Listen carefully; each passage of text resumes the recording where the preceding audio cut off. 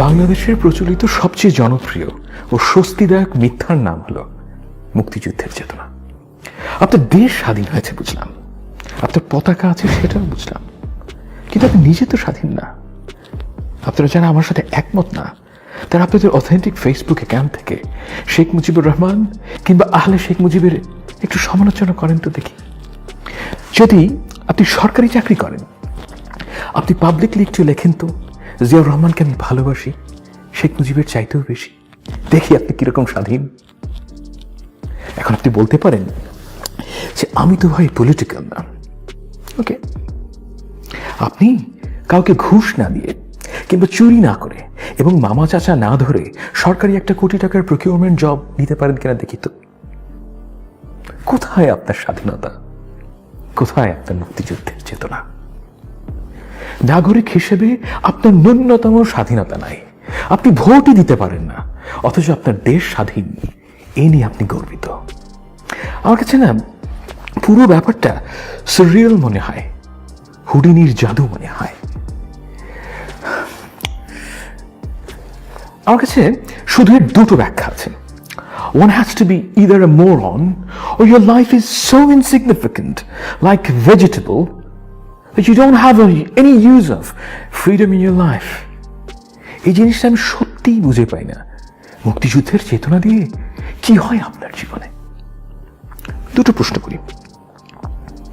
একদম প্রথম প্রশ্ন হলো স্বাধীনতাটা কার দরকার, এবং দ্বিতীয় প্রশ্ন হলো স্বাধীনতা দিয়ে করবেনটা কি।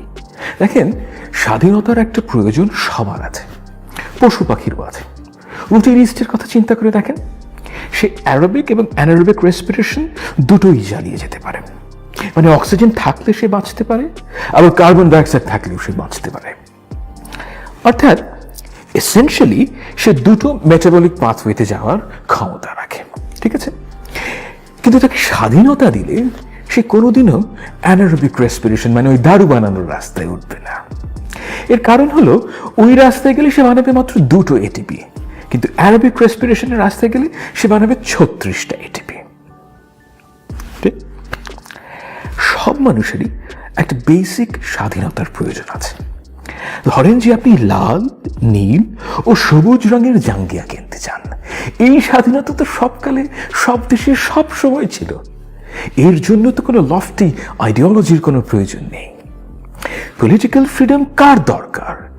ডিসেন্টারের জন্য, যে বিদ্যমান ব্যবস্থার বিরুদ্ধে কথা বলবে, তার জন্য দরকার স্বাধীনতা, রাইট? এখন একটু ঠান্ডা মাথায় চিন্তা করেন।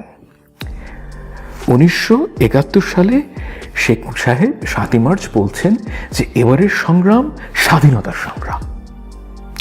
এই কথা বলে তিনি কিন্তু বাড়ি গেছেন, পরিবারের সাথে ভাত খেয়েছেন। মনে রাখবেন কথাটা। এই একই কথা বিএনপির যদি কোনো নেতা যদি পল্টনে দাঁড়িয়ে বলে, ওই দিনের আপনাকে গুম করবে এবং ক্রস ফায়ারে ফেলে হত্যা করবে, কোনো সন্দেহ আছে? খালেদা জিয়া তো পল্টনে কোনো জনসভা করতেই পারবেন না। আপনি নিজেকে প্রশ্ন করেন, তাহলে 1970 থেকে আমরা আজকে কতটা এগিয়েছি? অনেস্টলি প্রশ্ন করেন। যদি না গিয়ে থাকেন তাহলে কেন পারেন নাই? এই কথা আপনি বলতে পারবেন না, কেননা এই বিষয় নিয়ে কথা বললেই আপনার সামনে মুক্তিযুদ্ধের চেতনা উপস্থিত করা হবে। ইউড বি ব্ল্যাকমেইলড যে তুই শালা রাজাকার, স্বাধীনতার বিপক্ষ শক্তি। একটা 14 বছরের ছেলে প্রধানমন্ত্রীকে কটাক্ষ করে ফেসবুকে একটা মন্তব্য করেছে, পুলিশ তাকে উঠিয়ে নিয়ে গেছে। একটা once in a lifetime প্যান্ডেমিকের মধ্যে আপনি আপনার বাবাকে চিকিৎসা দেওয়ার জন্য হাসপাতাল থেকে হাসপাতালে দৌড়ে গেছেন, তিনি চিকিৎসা না পেয়ে মারা গেছেন। কোনো জবাবদিহিতা নাই, কোনো সহমর্মিতা নাই, কারণ আমরা গরিব দেশ। কিন্তু এই once in a lifetime প্যান্ডেমিকের মধ্যেই দেখেন শেখ মুজিবের মূর্তি বানাতে টাকার কিন্তু কোনো অভাব হয়নি। এই প্রশ্ন আপনি করতে পারবেন না। তো এই স্বাধীনতা দিয়ে আপনি কি করবেন really? Why are you so stupid? ধরা যাক যে আপনি বড় চাকরি করেন, অনেক টাকা ট্যাক্স দেন সরকারকে, এর বদলে আপনি কি পান? ট্যাক্স তো হাদিয়া না, এটা একটা চুক্তি। আমি আমার আয়ের একটা অংশ তোমাকে দিলাম, তার বদলে তুমি আমাকে এই সার্ভিস দিবা, রাইট? কোন সার্ভিসটা আপনি পান? আপনি সরকারি হাসপাতালে যাবেন চিকিৎসা নিতে। 1998 সালে আমি প্রথম ঢাকা মেডিকেল কলেজ হাসপাতালে গিয়েছিলাম। করিডোরের মধ্যে রোগীকে মাটিতে শুইয়ে রাখা হয়েছে। পশুকে মানুষ এভাবে ট্রিট করে না। সরকারি বিশ্ববিদ্যালয়ে আপনার ছেলে মেয়েকে পাঠাবেন অন্য কোথাও পড়ানোর সুযোগ থাকলে? অনেস্টলি কখনো চিন্তা করেছেন আপনি আসলে ট্যাক্স দেন না বকরা দেন? ওই পাড়ায় ঢুকলে কোপা শামসু বলে যে রাস্তা তার, তাকে টাকা দিয়ে ঢুকতে হবে। You are treated like that, exactly like that, you just don't realise it. আপনি কোনো এক মধ্যযুগীয় সার্ফডোমে বাস করেন এবং আপনি যে আপনার জমিদারির মধ্যে বেঁচে আছেন সেজন্য বকরা দেন, নাথিং এলস। এই ব্যাপারটা আপনি যে মুখ ফুটে বলবেন সেই ক্ষমতাও আপনার নেই, কারণ মুক্তিযুদ্ধের চেতনা হচ্ছে সেই টুল যেটা দিয়ে আপনার মুখটা বন্ধ করে রাখা হয়েছে। এই দেশে স্বাধীন কেবল একজন, শুধুমাত্র একজন মানুষ। তাহলে আপনার মুক্তিযুদ্ধের চেতনা নিয়ে এত উতলা কেন? আপনার তো লুঙ্গিই নাই, তাই পরে আপনি কি করবেন? দেখেন, মুক্তিযুদ্ধ করেছে আমাদের বাবাদের প্রজন্ম। Good on them. I'm concerned about what's in it for me. বড় বড় পণ্ডিতি আলাপে আমি ভাই কম বুঝি। আমি দেখি স্বাধীনতা দিয়ে আমার কি লাভ হলো। আমি তো এখানে আমার জন্য কিছুই দেখি না। যাকে এই কথাটা বলি সেই তাদের প্রায় সবাই একই উত্তর দেন, দেশ স্বাধীন না হলে তুমি কি বিদেশ যাইতে পারতা, চাকরি পাইতা? কেন পেতাম না? অবশ্যই পেতাম। এটা কি ধরনের গাধা টাইপ প্রশ্ন? আমার মগজ তো ভাই কোনো পতাকা দিয়ে গিট্টু লাগানো হয় নাই। But the real question lies somewhere else. বাঙালির চিন্তাটা দেখেন, সে মনে করে যে স্বাধীনতার প্রয়োজন তার চাকরি আর তার ব্যবসার জন্য। এই চিন্তা 1971 সালে যেমন পারভেসিভ ছিল, এখনো ঠিক তাই আছে।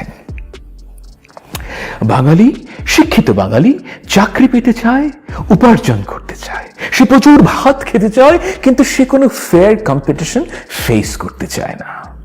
এই কথাটা সে মুখ ফুটে বলতে লজ্জা পায়, তাই সে একটা গাল ভরা নাম দিয়েছে মুক্তিযুদ্ধের চেতনা।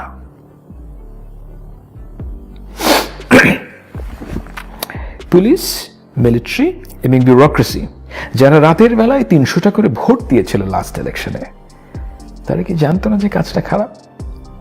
এরা তো শিক্ষিত মানুষ, বড় লোক। এত বড় অন্যায় তারা কিভাবে করলো? উত্তর খুবই সোজা, চাকরি বাঁচানোর জন্য। লাইফস্টাইল হচ্ছে তাদের আল্লাহ, এবং এই লাইফস্টাইল বাঁচানোর জন্য এই শহুরের শিক্ষিত বাঙালি পৃথিবীর এমন কোনো খারাপ কাজ নাই যেটা করবে না, কিন্তু মুখে বলবে সে মুক্তিযুদ্ধের চেতনা করছে। গত 10 বছরে যেসব বোনাফাইড চোর ধরা পড়েছে, মানে যারা 1000 কোটি টাকার উপরে চুরি করেছে, এদের মধ্যে একজন দেখাতে পারবেন যে মুক্তিযুদ্ধের চেতনা করে না? একজন দেখাতে পারবেন? এই দেশের প্রতিটা বড় চোরের জামিন হলো মুক্তিযুদ্ধের চেতনা। প্রত্যেকটা জাতির একটা স্পিরিচুয়াল ম্যানিফেস্টেশন থাকে।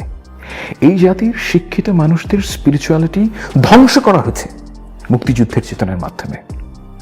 তার মোরাল কম্পাস ধ্বংস করা হয়েছে মুক্তিযুদ্ধের চেতনা দিয়ে। শহুরের শিক্ষিত শ্রেণী এই দেশের আরেকটা শ্রেণীকে ঘৃণা করতে শিখেছে মুক্তিযুদ্ধের চেতনার মাধ্যমে। রজার স্ক্রুটন খুব নামকরা একজন ফিলসফার, গত বছরই মারা গেছেন। তাকে জিজ্ঞেস করা হয়েছিল, আপনি কবে থেকে কনজারভেটিভ পলিটিক্স করেন? তিনি বললেন যে আমি 1968 সালের 8ই মে কনজারভেটিভ হয়েছি। আশ্চর্যের বিষয়, এরকম মানে দিনক্ষণ মিলিয়ে তো রাজনীতি হয়, তাই না? তিনি বললেন যে কারণ ওই দিন তিনি প্যারিসের রাস্তায় দেখেছিলেন বিপ্লবীরা ফ্রিডম ফ্রিডম করে স্লোগান দিচ্ছে, আর সাধারণ মানুষের দোকানের কাজ ভেঙে ফেলছে, ল্যাম্পপোস্ট উপড়ে ফেলছে। যুবক রজার স্ক্রুটনের কনভিকশন ছিল, এই চেতনা যারা করে, surely সেসব গুন্ডার চেতনা আমি করতে পারবো না। আজকে আপনার সামনে ঠিক একই প্রশ্ন অপেক্ষা করছে। আপনি কি বাংলাদেশের এই সমস্ত চোর ডাকাতের চেতনা করবেন নাকি করবেন না? আপনি যদি ডিফেন্স আপডেট বাংলাদেশ চ্যানেলটি সাবস্ক্রাইব করে থাকেন তাহলে আপনাকে আন্তরিক ধন্যবাদ। আর যদি অলরেডি সাবস্ক্রাইবার না হন তো please hit the subscribe button and tap on the bell icon right now.